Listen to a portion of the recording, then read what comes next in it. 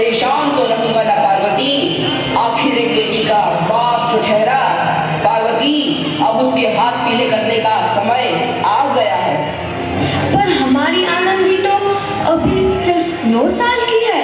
अभी तो उसके पढ़ने लिखने और खेलने कूदने के दिन हैं। देख पार्वती, लड़कियां पराया धर्म होती है और जितना जल्दी इन्हें घर से विदा कर दे उतना अच्छा है। कल से आनंद की पढ़ाई लिखाई बंद। पर बापू, इसमें मेरी क्या गलती है? आप मुझे पढ़ाई करने क्यों नहीं देते? तेरी गलती है कि तू एक लड़की है। लड़का होती तो क्या बापू? लड़का होती तो क्या? ऐ लड़की, ज्यादा जबान ना चला, नहीं तो जबान हला से खींचकर बाहर निकाल दूंगा। बापू, मैं पढ़ लिख कर कुछ बनना चाहती हूँ। मेरी पढ़ाई ना रोको बापू। आनंदी, तुझे पढ़ना है तो पढ़, लेकिन सारी उम्र बाप की छाती पर यूं बोझ बनकर ना बैठ। पर बापू, अभी तो मेरी उम्र पढ़ाई लिखाई की है। मुझे पढ़ लिख कर डॉक्टर बनना है। पढ़ाई पढ़ाई पढ़ाई, आज तो तेरी इन किताबों का काम तमाम करके ही छोड़ूंगा। ये ले। नहीं बापू, मत पढ़ो बापू। हट छोरी। नहीं बापू, नहीं। बापू, ये तुमने क्या किया? तुमने मेरी इन किताबों को ही नहीं पढ़ा बापू। मेरी किस्मत फाड़ दी, मेरी किस्मत। ये कॉपी किताबें ना सिर्फ छोरों के हाथ में अच्छी लगती है, लड़कियों के हाथ में तो सिर्फ मेहंदी अच्छी लगती है, मेहंदी। पर बापू, मैं लड़की हूँ तो क्या हुआ? लड़का और लड़की तो हमारी दोनों आंखों के समान होते हैं। चुप कर आनंदी, और यह एहसान मान कि अब तक जिंदा है तू। कहीं बचपन में गला दबाकर मार दिया होता तो यह तेरी बकबक नहीं सुननी पड़ती आज। पर बापू, मुझे चूल्हा जलाना अच्छा ना लगे है। देख छोरी, जितना जल्दी हो तू चूल्हा जलाना सीख ले, उतना ही अच्छा है तेरे लिए। और हाँ, तेरा ब्याह तो होगा, वो भी कल के कल। अगला जीवन है तुम्हारी यही कहानी। आंचल में है दूध और आंखों में है पानी। मुझे माफ कर दे बेटी, तेरे बापू के जिद के आगे मेरी एक न चलेगी। माफ कर दे बेटी, मुझे माफ कर दे। इस प्रकार मात्र 9 वर्ष की छोटी उम्र में आनंदी का विवाह गोपाल राव जोशी से हो गया। बाल विवाह एक सामाजिक कुरीति है और इस कुप्रथा का शिकार होना पड़ा आनंदी को। 5 वर्ष बाद आनंदी 14 साल की हो गई है। उसके घर एक शिशु ने जन्म लिया है। देखते हैं आगे क्या होगा। देखिए ना, इसे क्या हो गया है? इसका माथा तो अंगार की तरह तप रहा है। इससे तो बहुत तेज बुखार है। आप बिना कुछ भी बोलते हैं, दीजिए मुझे। माधव, माधव, जल्दी से वैद्य जी को बुला के लाओ। जी, अभी बुला के लाता हूँ। ये तुम क्या कर रही हो आनंदी? भगवान की विभूति लगा रही हूँ। बस करो आनंदी, ये सब अंधविश्वास है। अरे आप यकीन तो कीजिए, भगवान की कृपा से इसका माथा ठंडा हो रहा है और बुखार भी उतर गया है ना बाबू? देखिए, दीजिए मुझे। उठो बाबू, आंखें खोलो, तुम्हें तुम्हारी माँ बुला रही है। आंखें खोलो, देखिए ना इसे क्या हो गया है। आंखें भी नहीं खोल रहा। आंखें खोलो बेटा। आप चुप क्यों है? आंखें खोलो बेटा, आंखें खोलो। आनंदी, हमारा बेटा कभी आंखें नहीं खोलेगा। नहीं, ऐसा नहीं हो सकता। मेरे बेटे को मुझसे कोई नहीं छीन सकता, कोई नहीं छीन सकता। पागल मत बनो आनंदी। माधव, माधव। आनंदी, बंद करो ये पागलपन। भगवान ने मेरा बच्चा छीन लिया। भगवान ने नहीं, तुम्हारी अशिक्षा और अंधविश्वास ने तुम्हारा बच्चा छीना है। अगर तुम पढ़ी लिखी होती तो आज हमारा शिशु जीवित होता। तुम अनपढ़ थी आनंदी, अनपढ़। नहीं, अब मैं अनपढ़ नहीं रहूंगी। नहीं रहूंगी मैं अनपढ़। मैं पढ़ूंगी ताकि कल किसी और आनंदी को इलाज के अभाव में अपना बच्चा ना खोना पड़े। शाबाश।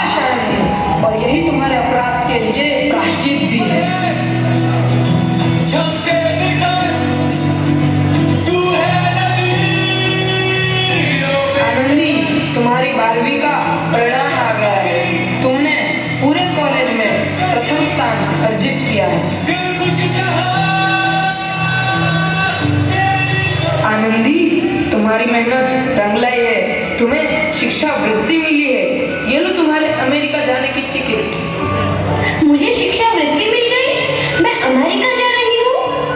पर ये सब मैं अकेले कैसे कर पाऊंगी? दी, अपने आप को इतना कमजोर क्यों समझ रही हो? फिर इतना पढ़ने लिखने का क्या फायदा? तुम अभी गवार की गवार नहीं हूँ मैं अब गवार।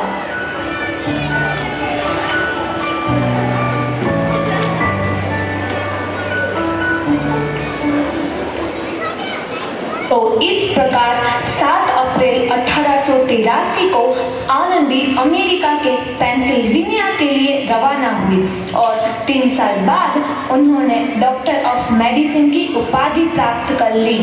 इधर आनंदी के पिता की तबीयत बहुत खराब है। आगे क्या होता है देखते हैं। लगता है अब मेरे जाने का समय आ चुका है। अब मैं नहीं बचूंगा।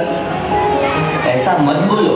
शहर के सिटी हॉस्पिटल में अमेरिका से डिग्री लेकर कोई बड़ा डॉक्टर आया है, एक बार वहां चलकर दिखा लेते हैं। हाँ, सही बोला भैया, कम से कम दिल को तसल्ली तो मिल जाएगी। हाँ हाँ, चलो चलो जल्दी हॉस्पिटल चलते हैं।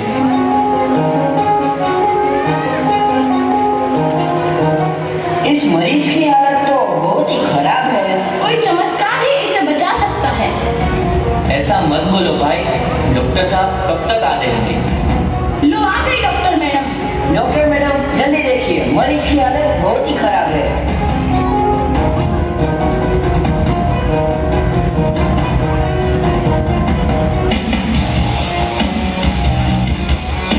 अब आप बिल्कुल ठीक हैं। मौत के मुंह से आपको बचाया है डॉक्टर मैडम ने। डॉक्टर साहब ने मुझे बचा लिया। मुझे मिलना है डॉक्टर साहब से। डॉक्टर साहब नहीं, डॉक्टर मैडम बोलो। डॉक्टर मैडम, उन्होंने ही तुम्हें जीवन दान दिया है। लो आ गई डॉक्टर मैडम, मिल लो उनसे। डॉक्टर मैडम, आपका बहुत बहुत धन्यवाद। आपने मेरी जान बचाई। इसके बदले में मैं गरीब भला आपको क्या दे सकता हूँ? वचन, वचन चाहिए मुझे कि कभी ये नहीं कहोगे कि लड़कियां कुछ नहीं कर सकती। वचन? ये कैसा वचन? अरे श्यामलाल, तुमने पहचाना नहीं? तुम्हारी बेटी आनंदी। आनंदी? मेरी बेटी आनंदी? डॉक्टर? हाँ बाबू, वही आनंदी जिसके लिए बचपन में तूने चूल्हा और दूल्हा के अलावा कुछ नहीं सोचा था। आनंदी, आनंदी मेरी बेटी, मुझे माफ कर दे। मैं तेरा गुनहगार हूँ बेटी। नहीं नहीं बापू, वही आनंदी जिसके हाथ पीले करके तुम उसकी सारी जिंदगी काला कर देना चाहते थे। माफ कर दे मुझे मेरी बच्ची, माफ कर दे। मैं तेरा अपराधी हूँ मेरी बच्ची, माफ कर दे। नहीं बापू, मैंने तो तेरा एहसान चुकाया है। याद है ना अपना एहसान जो बचपन में तुमने मुझ पर किया था? ताने सुना सुना कर जीते जी मार डाला था मुझको। अब बोल, और किस किस को मारेगा? आनंदी बेटी, मुझे माफ कर दे मेरी बच्ची। मैं तेरा गुनहगार हूँ। बापू, आपने ही तो बोला था किताबें सिर्फ बेटों के हाथ में अच्छी लगती है, बेटियों के हाथ में तो सिर्फ मेहंदी। बेटों और बेटियों में फर्क करना तो आंखों में फर्क करने समान है। एक का पढ़ना और दूसरे का ना पढ़ना सामाजिक अंधकार है बापू, सामाजिक अंधकार। उपकार मांगता हूँ मैं तुझ जैसी बेटी का, जिसने सारी उम्र मुझसे कुछ ना मांगा। मांगा तो सिर्फ बराबरी का दर्जा। वरना सच तो यह है कि मैं तेरी माफी के लायक भी ना हूँ। मुझ जैसा बाप तेरी बराबरी कर सके, उसके मैं लायक भी ना हूँ मेरी बेटी, लायक भी ना हूँ। अपने बापू को क्या माफ नहीं करोगी आनंदी? माफ कर दो आनंदी, माफ कर दो। सुबह का भूला यदि शाम को घर लौट आए तो उसे भूला नहीं कहते। बापू। तो इस प्रकार आनंदीबाई जोशी ने अपनी मेहनत और अटूट इरादे से न केवल भारत की पहली महिला डॉक्टर बनी, बल्कि आगे चल के उन लड़कियों के लिए सुनहरा रास्ता दिखा गई जो जीवन में कुछ करना चाहते थे।